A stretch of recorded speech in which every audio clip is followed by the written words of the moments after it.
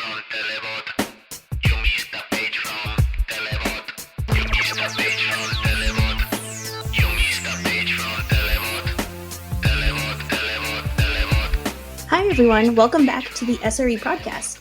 This is a limited series where we're discussing SRE concepts with experts around Google. I'm Viv, and I'm hosting with MP today. Hello. Hi MP. We have a special guest today, Adrienne. So hello, and introduce yourself. Sure. Hey, y'all. I'm Adrienne Walcer. I'm a 9-year Googler and a technical program manager in site reliability engineering. I'm also the program lead for incident management at Google. You may have seen me before I wrote a book thing. I'm still self-conscious about it because I'm pretty sure my mom has just downloaded it several thousand times. She's lying to me about it. It's called Anatomy of an Incident. That is with O'Reilly Publishing. And I also had the pleasure of hanging out at the last Usenix Lisa conference for all of you large-scale distributed systems nerds. Wow, what a weird and specific thing to be nerdy about. Yeah. How are y'all today? We're great. We're glad to have you here. And I am glad you know so much about incident management because that is what we are here to talk about today. Nice. So in our previous episode, we talked a little bit about just like generally being on call. And now we're kind of at the point in the process where like, hey, it's whatever your favorite day of the week is and you're at home like chilling or if you're maybe taking a nap and your pager goes off. So I guess the big question is like, then what? Or I don't know if you want to back up a little bit, but where do we start when we talk about incident management? I've noticed that there are two primary schools of thought around incident management. The first school of thought is that you manage an incident and then it's over, you move on. Incidents are a single point in time event that occurs that you need to get through in order to go back to doing whatever you were previously doing. The second school of thought is that incident management is a practice that you do every single day with every single piece of engineering that you touch. Incident management is a continuous cycle that will exist throughout the life cycle of your system. I am a firm believer in number two. So even though your pager is going off at one moment, I believe pretty firmly that you are managing the incident from the second that you wrote the root cause into your technical stack. I like it. Definitely good to back up then. If you are always in the cycle of incident management, then how do you know where to start when you want to like kind of get into best practices? Great question, Viv. So there's the difference between your perception of a system and how the system is actually functioning. Usually we first get involved in the incident management process when a signal has been raised to indicate that our system is no longer in the expected state of homeostasis. Something has changed. An alert has gone off. A user sent you a nasty email saying, "What the heck? I lost all of my Angry Birds," or something. You get an indicator that something isn't normal. Ideally, these are automated, but that's a problem for later us. And this indication that your system is in some kind of hazard state, some kind of outage state, some kind of incident state, that's when usually we start engaging with the incident management process because something has been tipped off that, oh, we need to act and we kind of need to act now. But realistically, we build our incidents and our outages into systems as we engineer them. Every time we create a dependency, we create a possibility that that dependency won't be available. Every time we create a config, we create the possibility that that config is going to be out of sync with what your system really needs. So on a continuous basis, it's this cycle of triggers and a matrix of root causes. And these root causes are going to be the underlying challenges or issues that your system might have. And these triggers are environmental or system context shifts that enable those underlying system hazards to become problems, to become incidents, to set off those alerts and set off those pages. And what those really are indicators that something isn't the way it usually is. This doesn't always mean that an incident is necessary and that it's time to raise the alarm and wake everyone up. No, it means that it's time to apply a little bit of thinking and diagnosis and triage to that system and identify whether or not this marker that has no longer been moving in a normal direction, whether that's indicative of something really problematic or whether it's just an environmental shift that your system knows how to handle. And then the incident management process from there is working through responding to that incident if that incident exists, helping to mitigate whatever challenges are thrown your way, helping your system recover, become more stable, grow further, and then eventually another incident will happen again.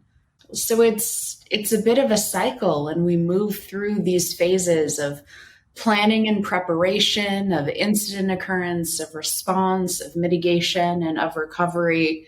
And usually these recovery actions, these things that we take to build a more stable system, are the same things that we should be doing in order to better prepare and train and be ready for incidents. Because those hazards, they already exist. The state of building something means there is uncertainty as to that thing's future. It sounds like you're using hazard as a bit of a term of art. Could you define that for us? Yes.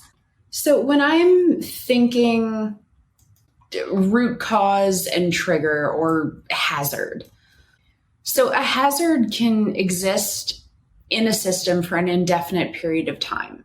The system environment needs to shift somehow to turn that hazard into an outage. And essentially, root cause kind of equals a hazard. In reality, a root cause is usually a very complex matrix of factors, of timing, of user behaviors. But it's saying root causal matrix is kind of a mouthful. So when you say hazard state, that means that your system is in a state in which something is vulnerable to error. And that's kind of cool.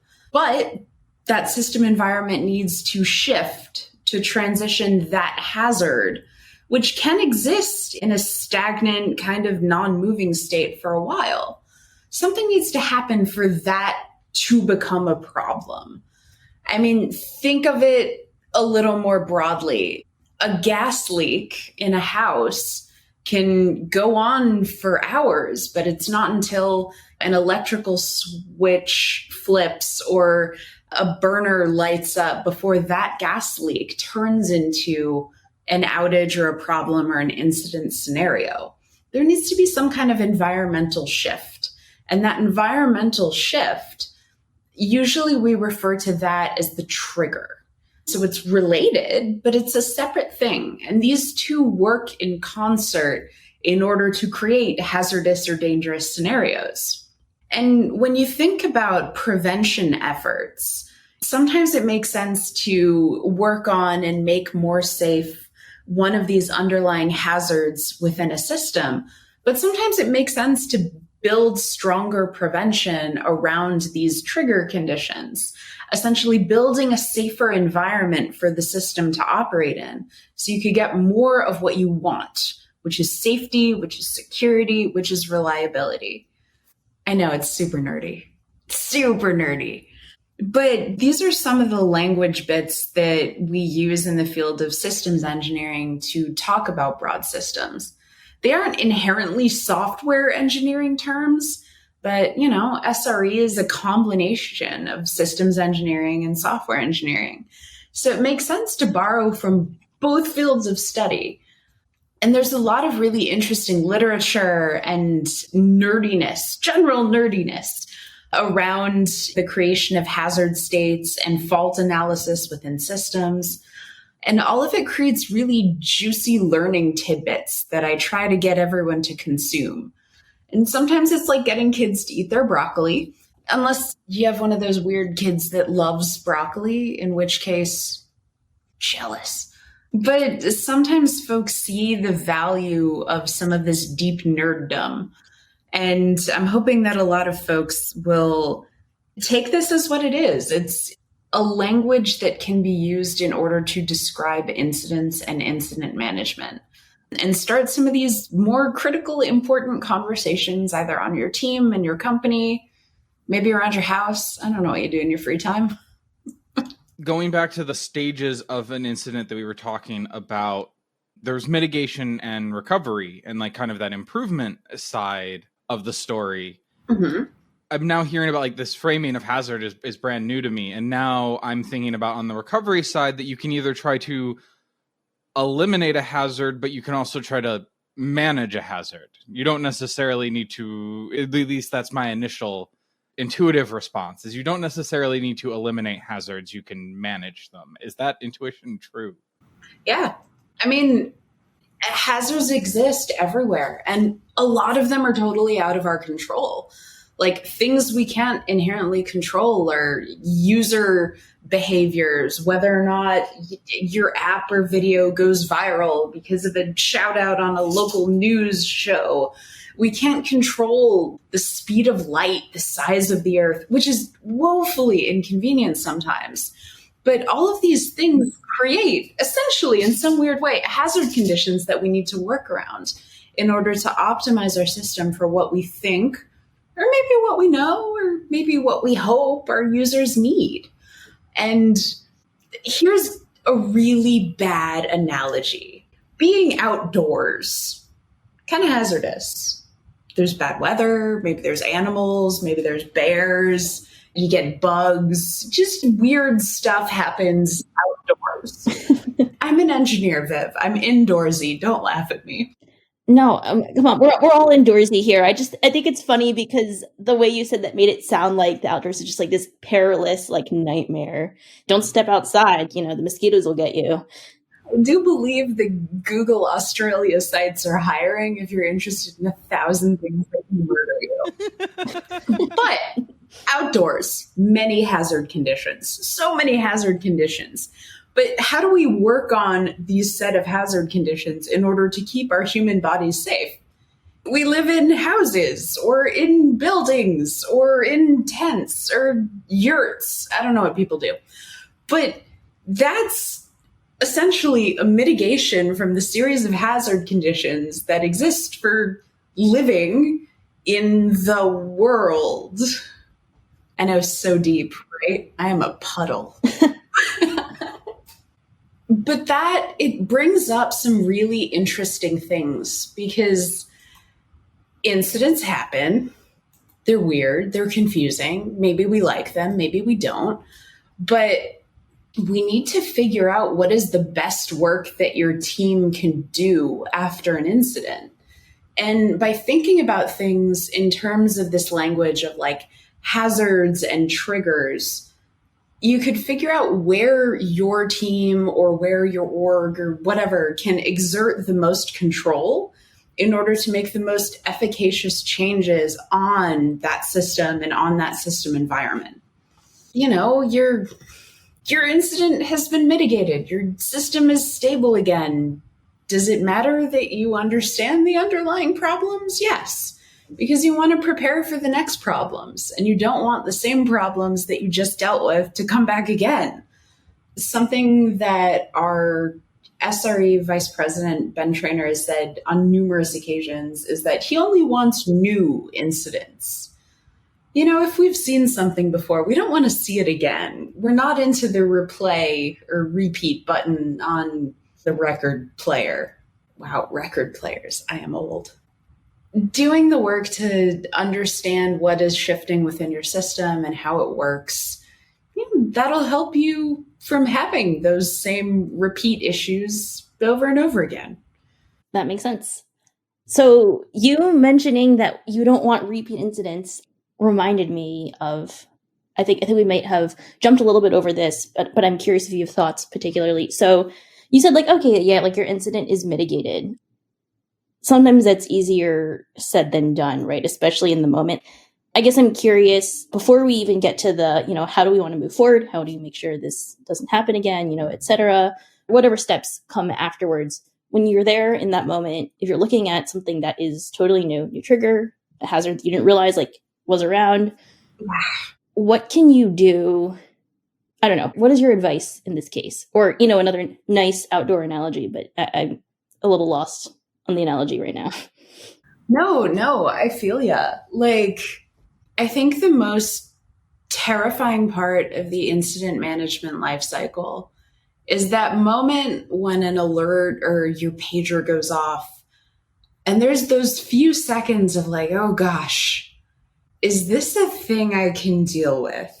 And then there's always that like, is this a thing I can deal with? Because those are the moments where I always have that instinctive feeling of like, well, time to go and cry to my manager and hope that they have sufficient magical wizardry that they can handle the big evil problems. So an incident happens, you're staring at something you don't know how to deal with. I have two things that I love for people to think about at this point in time. Number one is figure out immediately or as quickly as possible if you're having any user impact. Because realistically, if your system is sufficiently robust, a little bit of outage might not be super noticeable.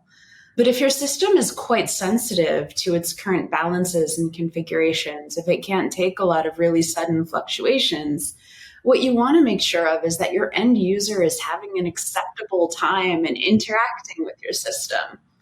So for there, we want to do things called mitigations. And Jennifer Macy gave a great overview on mitigations and mitigative activities. I believe she appeared recently on the SRE podcast. She did indeed. She's our first guest. Awesome.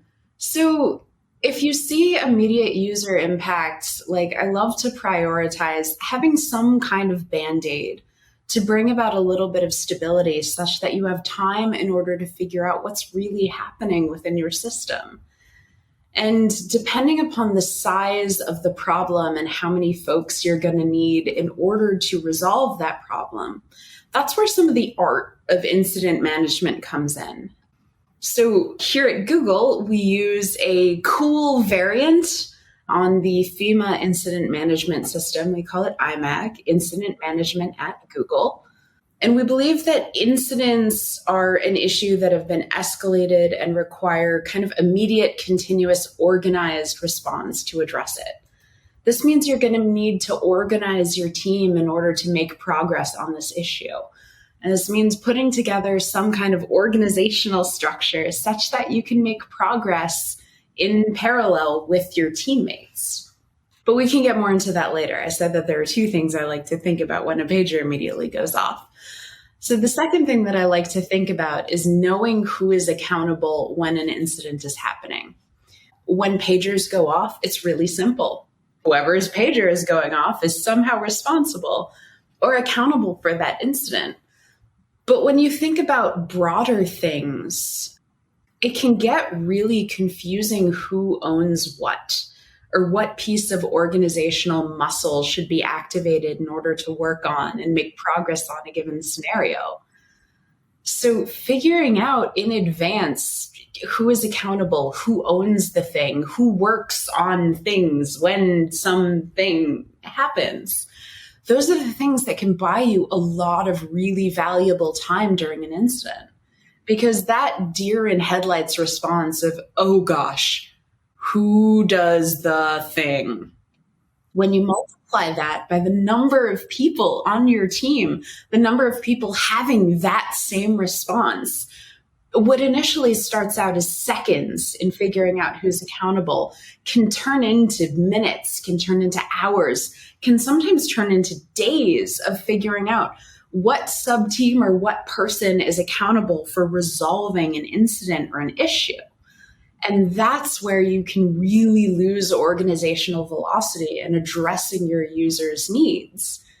And it's incidents like those where everyone's trying to figure out who's responsible, where the person who ends up looking like a hero, and I normally don't condone any kind of heroism, is the person who's just willing to raise their hand and move first. Because when really messy things happen, any kind of leadership is helpful. You just need someone who's willing to take the first step. And particularly at Google, we've got a massive organization, like 100,000 plus employees. Figuring out who's in charge of things and who makes a move when bad stuff happens, that's a continuous and ongoing challenge.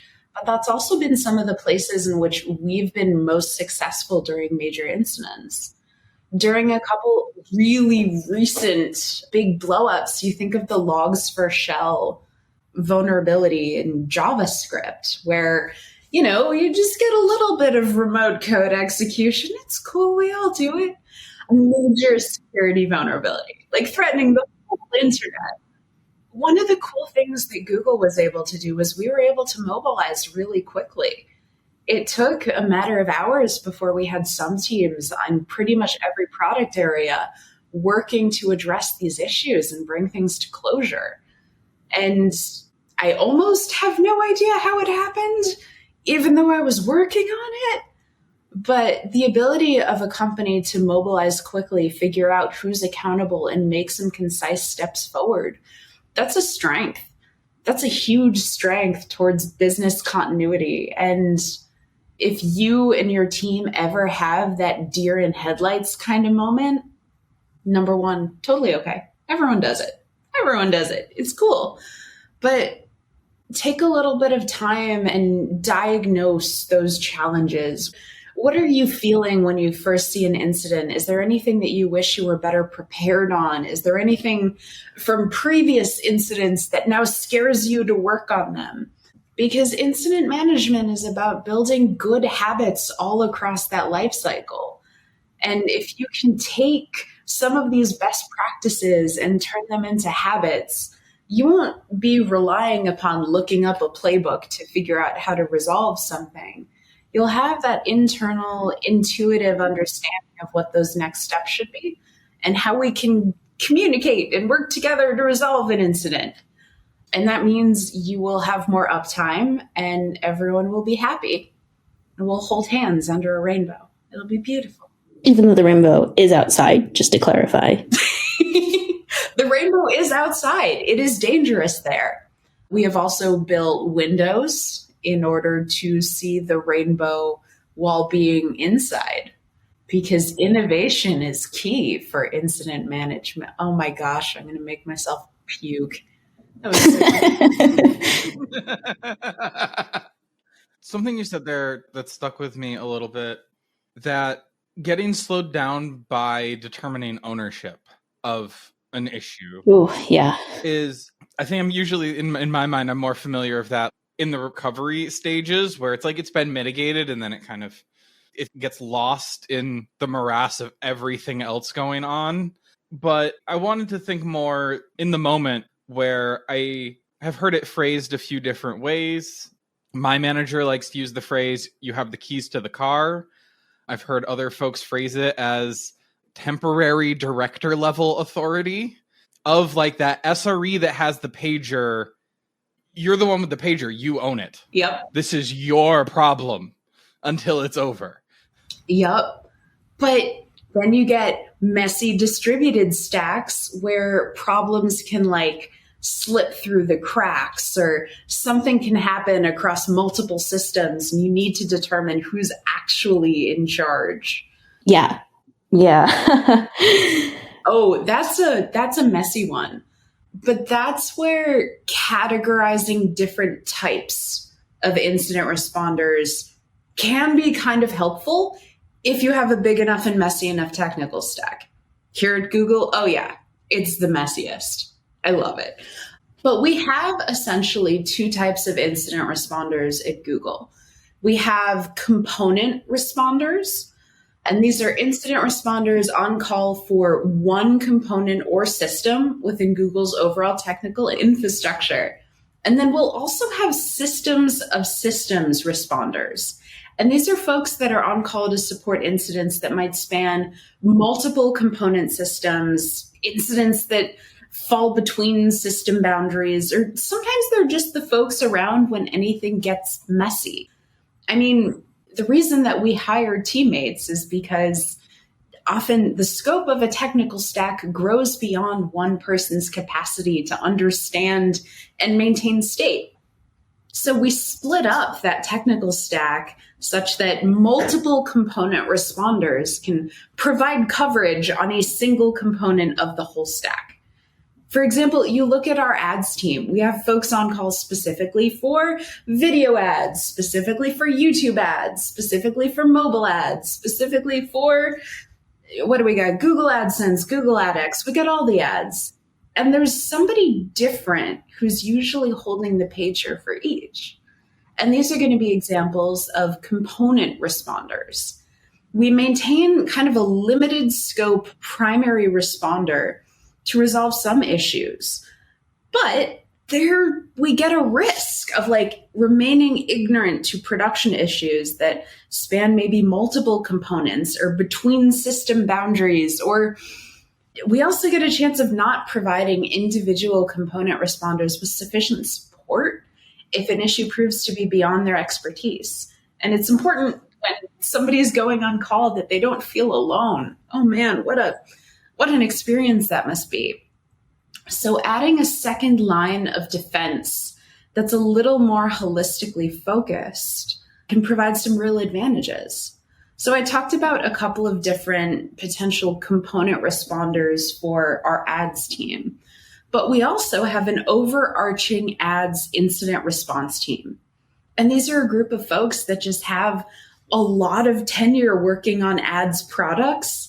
And if something arises that goes across multiple components, that seeps between multiple ad systems, they're there to provide overall coverage and structure for the whole ads product. And we do this in a couple of levels at Google, but by differentiating between individual component as well as systems of systems folks, you're able to scale your incident response and kind of build an organization really well designed for the technical enterprise that you've built. I can spill more details if you need, but I don't know. I'm just thinking about mapping that to my own experience, where I almost feel like my team's a little in between, because we have a lot of large number, like it's all one system, but it has a lot of like subsystems all maintained by different developer teams. So it's kind of like each binary is an entirely different development team that don't necessarily really talk to each other a lot, but it's all one giant thing. And then we have the 1 to 2 dozen binaries that we're responsible for of this whole chunk of systems. And then we talk to external teams. Oh, that sounds messy. That a lot of like our job being on call is what is actually broken. Because usually the thing that annoys us isn't necessarily the thing that actually is having the misbehavior. And then, okay, who can actually fix it? Can I fix it? Do I need a developer to fix it? Do I need Spanner SRE to fix it? Yeah. And I mean, the idea of component is going to be flexible based upon the size of your stack, the size of what you're handling. So it sounds like you're sitting on top of a really big component. And yes. The cool thing is that you build a lot of experience in troubleshooting different types of systems. So you become a more skilled generalist. You learn a little bit more holistically focus engineering. So how do all of the things work together? You also get to learn some cool stuff about like triage and how to organize others in messy scenarios. You learned how to command complex situations and diagnose systemic behaviors. So your team is in a position to give you some real career advantages. But at the same time, I would imagine it would feel a little bit invalidating if you're told, like, you should be expert on all the things, because it's not possible. It's not remotely possible for my team at all. I mean, but it's possible for you because you are brilliant. I say that with 100% genuineness. No one gives themselves enough credit. But it's tough. And in those types of scenarios, being able to regularly review your team's operations, comparing notes on what's causing problems, of what's going outside the quality control thresholds, looking over stuff like postmortems and practice as a bulk, it's going to be more important to identify patterns from across your whole team of all the problems that you're seeing, because you're not just looking for behaviors within one more isolated system. You're looking for patterns of behavior across multiple systems that sit together and talk together with different dev teams involved, and being able to coalesce all of those nuances that you've now witnessed into really concrete ideas of what's the best thing to work on now. That's a position of power, but it's also a lot of work, which is why it's important really not to burn your teams out. Incident response is exhausting. Holding a pager is exhausting. And because it's such a human, expensive activity, it makes a lot of sense to do it as sparingly as possible and really work on prevention, work on preparedness, such that incident response isn't as human expensive as it can feel. Because sitting at the helm of 12 systems, like, MP, I gotta ask, is a single on-call shift tiring? Depends on the day. We're kind of spiky. We tend to we'll have a week or a week or a week and a half where the pager will just be really silent and nothing will happen. And then some hazard will start finally manifesting, and then it will just wreak havoc for a little while, and then things will quiet down again. I feel that launches never go the way we want them to, but it's tiring work, and it's, it makes sense to do it as carefully as possible. Yeah, absolutely. Yeah, lots of complications. Another thing I was thinking about, not to jump back too far, but when MP was talking about all the complexity and we were talking about different types of incident things, you also, I'm just saying this from experience because it's happened to me recently, you also get these scenarios where maybe multiple teams get paged at the same time and it becomes a bigger thing. How do you coordinate that? Or, in my case recently, somebody paged me for something they got paged for, and then I paged somebody else. It can also get complicated too, not just in the general expertise before and after, but while you're there, as you mentioned, having organization and having control of who's going to do what in the moment is important. And it can be really tricky. It can be. Yeah, I don't know what the leading advice on that is, but this is where having a really solid incident management protocol that all of your team kind of knows about equally can be really helpful. So for Google's incident management protocol, we think about the 3 C's of managing incidents, which is command. So making decisions and keeping the team or sub-team focused on the same goals. Control, know what is going on, coordinate people, be continuously aware. And communications. So taking notes, being clear, and ensuring that everybody has the same context. Being able to fall back onto the same set of things can be really, really helpful. When you're pulling people in, it means that you don't need to explain who is doing what and how. You just see the role title and you understand and you know how to move through things. So the version of the FEMA incident command system, it has defined roles like incident commander, scribe, communications.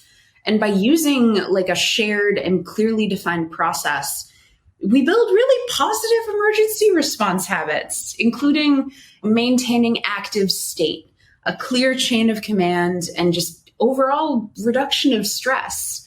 Everyone understands who to go to in an incident and how to hand off.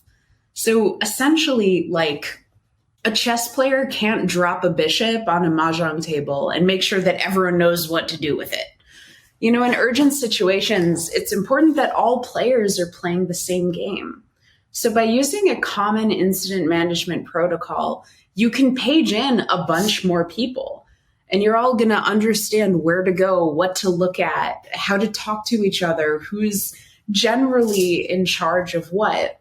And it's in part the role of the incident manager to make sure that this information maintains in a rigid, concrete kind of state as folks move in and out of the incident. It's maintaining that protocol, maintaining that incident management structure, will help to drive clarity through the escalated state.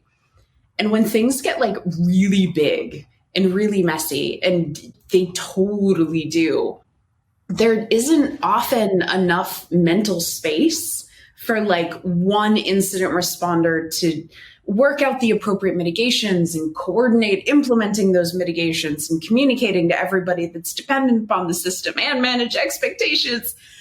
Bringing in more people is helpful. No one can do all that on their own. So having like a structure that you can fall into, maybe like some standardized tools or plans that you leverage in order to track how this protocol is going.